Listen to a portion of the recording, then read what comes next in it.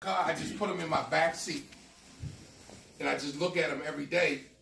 And I said, you've been consistently Employee of the Year, Employee of the Month. What could happen if you did that for yourself? Challenge yourself to be Employee of the Month or Employee of the Year for a company that you're saying is your company. So one day I just called Mr. Mack. I was just thinking about him. And if I could keep real, if I could be real, my sponsor is very supportive. But I just had a greater connection with him, not even being a part of my team. Right. And I reached out to him. I said, listen to me, I really want to go executive director and I want to talk to you. And that conversation lasted almost 2 hours. So I wish I could take credit, but he uplifted me in such a way that he was a power greater than myself. If it was up to me, I probably wouldn't do it. But because he was a power greater than myself, my energy changed and interacted with my team. Right. And my team just see something different. They like, you like just done gone professionally crazy. You know, and only thing I would say that preserved me is the love in the company. And I would say that I had been to enough trainings and I plugged in enough that even though I lacked in production, lacked in performance, I never wavered on being bulletproof about my company. I was always bulletproof. So I wasn't, no one could recruit me somewhere else, or no one could, I never considered another company, because I said, this is my baby, I love this. If I'm not doing this, how dare I try to do this? I'm not even doing what I love. You know, and I have a union background. Kevin probably didn't know that. And I was a financial secretary for like 4 years of a union. So when I seen Legal Shield, it just really, really appealed to me. So it just set me on fire. This is a good message, but you have to be bold. You have to be fearless. And I was reading in a spiritual magazine that when you have a good message, there's no reason to have fear. And if someone doesn't see your goal, it's okay, because sometimes God will give you a vision that's a private mission, vision and message for yourself. And sometimes we try to get other people to co-sign our purpose and mission, but they can't see it because it was designed for you. And we allow other people, that is not going in direction that we are going, or not destined to go where we are going, to distract us from our purpose. So that conversation, I was just so refreshed and joyed, just that he still took the time with me and consistently showed me the love, and I hadn't earned it and I wasn't worthy at that time. But his love was as if I was a platinum or I was an ED on his team. The respect never left. So I said, I want to do it. I'm going to do it. And I discovered so much stuff in me doing it. We've been recruiting like crazy. I call them stick-up appointments. What I'll do, like I had an associate, I could call Kevin, and I just want y'all to hear him. And I hope I'm not taking up too much time. But Kevin is a guy that has never had success in network marketing, but he's a good guy. He doesn't care about himself, and he sacrifices himself so much that he loses respect in his industries. And so I treated him like Kevin Mack treated me. And he says, Thomas, I've been in network marketing for 25 years, man, and I never had anybody show me the love that you showed me. When I know I haven't earned it, man. And I said, I need your story, man. Because you got 20 years being pent up. I need that story. So I said, and he doesn't have a car. He didn't have any money. He didn't have anything. I said, man, guess what? You can roll with me. And he's like on fire right now. You know what I mean? And what was interesting, I told him this. I said, listen to me. The reason why we're not making money is that you're talking too much. I said, what I want you to do is call a prospect right now. He called the prospect, and he was talking to the guy. He said, hey, listen to me, man, where you at? So the guy says, I'm at home. So the guy says, where you at? So I told him, I said, tell me it don't matter where you at. So he said, it don't matter where I'm at. He said, yeah, where you at? Man, I need to see you right now. I got to show you something. And so he said, it's so exciting. The guy said, well, I was going to work, but if it's that, let's come over. And so by mistake, what I'm discovering is that your energy can control the people move, because people going to buy into your energy. I had a young lady hit me up in Facebook that I didn't know. She says, yeah, I see that you have a background in finance. She didn't even know I was in Legal Shield. She seen my article, but she didn't read it. She thought it was from finance, didn't even read it. So she says, I'm in finance, you're in finance, let's collaborate. So I said to myself, I don't even know, why should I even go down there? So then she says, I would love to meet and talk to you. She says, can you meet me sometime tomorrow? I said, what time? I said, I prefer early. So she says, how about 10:30? I said, guess what, I can't make it 10:30, but how about 10:29? She says, I like you, I like you. So I went to meet her, and she says, what do you do? What I've discovered, at first I used to say I was a finance manager and put Legal Shield on the back burner. So a lot of times when I introduce myself, I'm not even promoting my business. I'm embarrassed to say that. But now that I made up my mind that I'm Legal Shield is the forefront. I don't even say anything about my background. Right. They say, what I have? I say, I'm a Legal Shield associate. I'm a director with Legal Shield. I said, I'm on a mission to build the biggest team in Baltimore. You know, and I need good people. I need fearless people. I need bold people. And so they say, I like your energy. Man, I feel it. So what was interesting, I met that young lady. I went to her office. We talked about everything but business. We talked, what was interesting, she talked about some of the experiences, and I edified her, because one thing that I respect single moms, and I respect sharp black professional women. And I was just saying, I said, you know what, it's so interesting.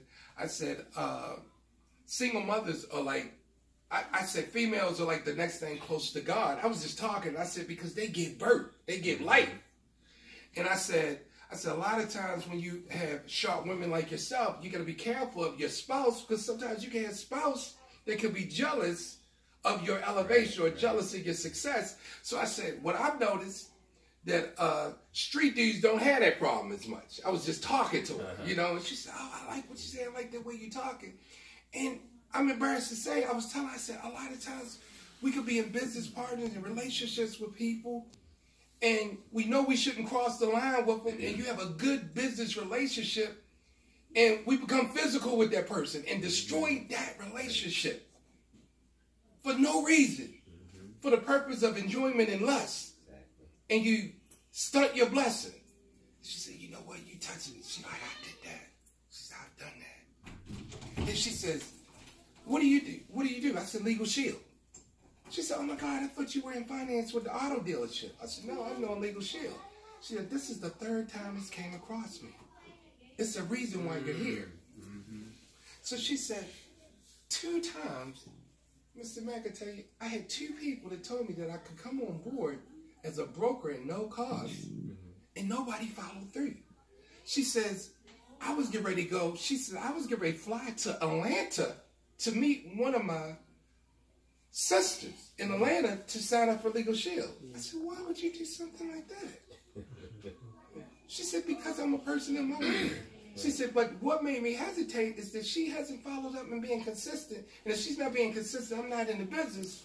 I have a fear of getting involved. So she says, can you help me? Yes, I can. I said, I would love to. And then I called Mr. Mack again. Mr. Mack says, that's what, we're going to get the forms together. We got the forms together. And she says, guess what, I've been waiting these forms for like 2 or 3 weeks, and you got them to me in a day? I thought there was like a process. So I'm going to give them to Mr. Mack by tomorrow. I'll get them to you. So it's just like little things like that. People can feel the energy. So then I said, you know what? I'm recruiting so many associates. I don't know where I want to put them. So I just have them sitting in the back office. So just so happened, I was talking to a friend. I said, listen, tell me, I want to bring you on board. I said, and I have a couple of associates I like to put under you so you could benefit from that. And I said, I'm not forcing you. I always say, I don't want to put pressure on you. I just want to educate you. But I said, I'm letting you know that I'm destined for this. And I want you to be a part of it. I said, you can catch up later, but you don't have to.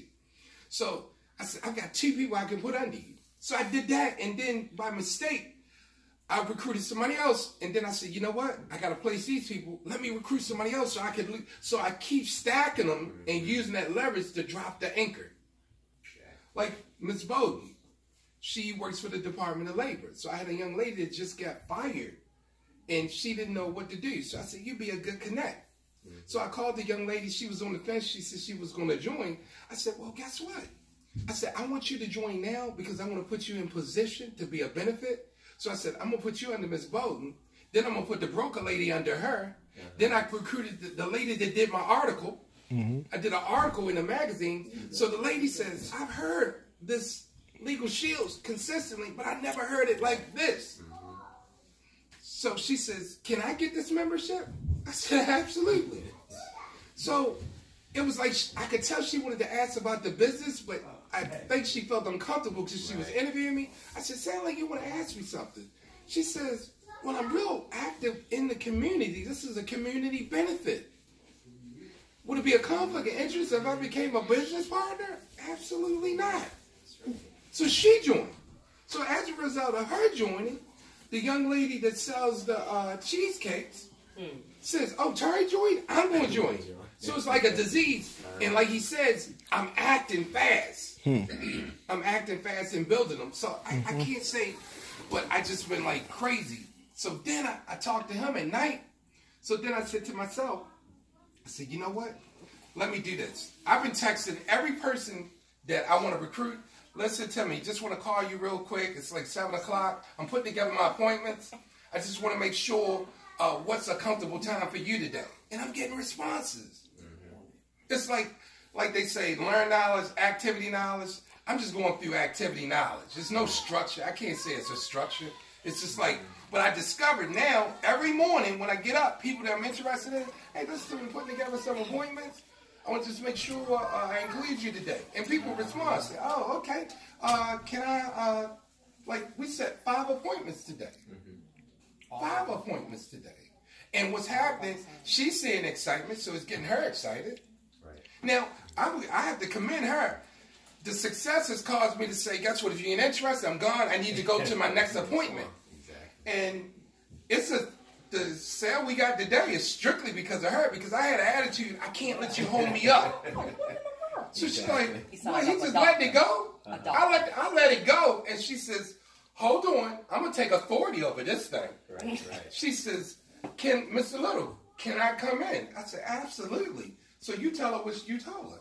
Well, basically, the lady wasn't really seeing, she knew that she needed the service, but when you show that video of Darnell and Carruthers and all that, I think it was just so much information coming at one time. So she didn't realize, she was thinking that she had to get all of it at one time. And so we wanted her to focus on the fact that you need the service before she began to think about being buying the business or becoming an associate to sell the business and to also maybe get the identity theft. So I think she was a little confused on that. And what was so interesting about this particular lady is she's about to get her doctorate degree. She'll hopefully be finished by next month. And her son is going to a school that she's trying to get him out of that school. So she had been going through a lot of things with the Board of Education. She had to write letters on her own. She just yesterday went to meet with an attorney downtown in Baltimore, Maryland. And it just so happened, I had told her, I said, you need an attorney. So she went out on her own to go get an attorney. And I don't know, I think there's something wrong with me. Information overload for my job. And so as a result, I said, wait a minute, hold on. I said, I know someone, because I didn't even want to talk about it. So I said, I know someone who you need to meet. And I said, that's what they do. They sell legal services. I said, because these attorneys are very expensive. So she went, signed a contract. She has to pay this attorney signed a contract for like 20-something thousand. It's a lot of money that they're charging her. She's doing a lawsuit against the Board of Education because a lot of things that her son went through. A lot of other stuff. So she comes there and she sees this video that he shows her today. And she said, wow, she said, a long time ago, I think this would have been good for me. But then, so he was, I think you were about to let it Let go. it go. I had another appointment coming. And I don't know, just some question came to me. Because she said, I already have an attorney. I went and hired, and she said, I signed the papers, and, you know, I obtained an attorney yesterday. And so then I said, is this attorney going to be able to be with you for the rest of your life? Is this attorney who you're going to use? I said, don't think about your current situation. I said, let's just say you have another situation, Lord forbid, that comes after your current situation. I said, do you have to pay this attorney a whole new fee? Is it a whole new contract? Or is this attorney going to follow you for the rest of your life? And I said, you're going to still be paying a payment because you got to pay monthly fees. And it's very expensive. I said, or did this attorney say that they'll be your attorney for the rest of your life? I said, for $25, you got an attorney. You got the power of an attorney in your hand. You can pick up your phone, go on the internet or whatever you want to do, and now you have an attorney that you can have in your pocket with you in a matter of a second. You don't have to go through all this. They're writing the letters for you. Because she told us that, well, they gave me letters yesterday. They gave me a letter, a form letter, and told me to use this form letter. And when I said, for $24.95 a month, you mean to tell me they're giving you letters, and we're going to take you on the phone so you can see all these different forms. You got forms that we can give you. They will write a letter for you. If anything happened, you're riding down the street, and she done had so many situations. Her son was driving her today. And so Illegally. I said, illegally. Illegally. Her son, 16 years old, is driving her to meet Mr. Little. And I said, I want you to really think about this before you. I said, now, you already signed. I can't do anything about what you did yesterday. I said, but you mean to tell me you would pass up a deal because you're thinking about suing the Board of Education. Now, you have a number one A-plus company, Weinstock, Freeman & Freeman, and they changed their name. So you got this company here where you have access to the power of an attorney at any time, any second. And with all these other perks that are coming in. And I said, forget the other perks. I said, but why would... I said, there's something. I said, I feel that it's like a lot of information. It's information overload. So I said, what is it? And so she said, well, I start off paying $24.95 a month. And then what's my ending fee? That's where I knew. And I told him, I said, well, wait a minute. When you show that person a video, you may have to pause after the membership and talk to them and then go to the identity theft or then maybe go to the business. Because she was merging it all together and saying, I don't have all this money. I can't pay the $99 and the $24.95 plus identity theft and all that. And then, so she... Forgive me for interest. Yes. See, then I could see that life came back into her eyes. So I gave up. But she rebirthed it. She did CPR on it. She did surgery on it. So I could see life back into her eyes. So that's when I said, you know what, let me read a letter since you got a problem with the school department. That was what so tell them about the letter. So I read it. So it was what I think the final connector was that he had a letter, a real letter that Weinstock, Freeman & Freeman wrote, the law firm, about another person who was going to a high school, and they were penalizing their grade point average because they were late one time at this high school. Practice. And so her son's going to high school right now, and he needs to be in school, but he had an anxiety attack about some things that happened due to some harassment and bullying and some things that occurred. And so he's out of school, and she wants to put him in another school. So when I read that letter, and then he told the end of the story about what happened and how all the parents got involved. And the parents were saying, but I want to tell y'all that story, if you don't mind. I'm going to close it with this. There was a gentleman. His, daughter? His daughter was going to a private school. She was late one time. And they penalized the GPA drastically. It disqualified her from the college that she wanted to go to. Whoa. So he was like irritated. So she played lacrosse.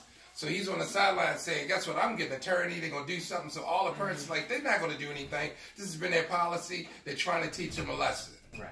So he calls Legal Shield. Legal Shield writes the letter.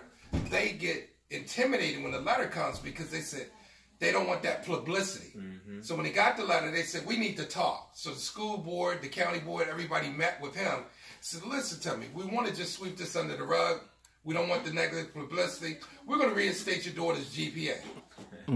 So he goes to the sidelines to the lacrosse game after everything's going with bragging rights. So he's telling parents, listen to me. Guess what? My daughter's GPA got reinstated. Right. So all the other parents that have been affected, like, oh no, favoritism? This is unacceptable. Your child is no better than mine. So all of them got together and came up against the school. They had a meeting with the school, and the school changed the policy altogether and reinstated everyone that had been actively affected by it. Right. So it's no longer a school policy. Wow. So when she read that letter and seen the results, she signed. In fact, she asked me to want the cash. Yeah. She just went in her pocket and said, I'll give you the cash right now. So, And yesterday was interesting.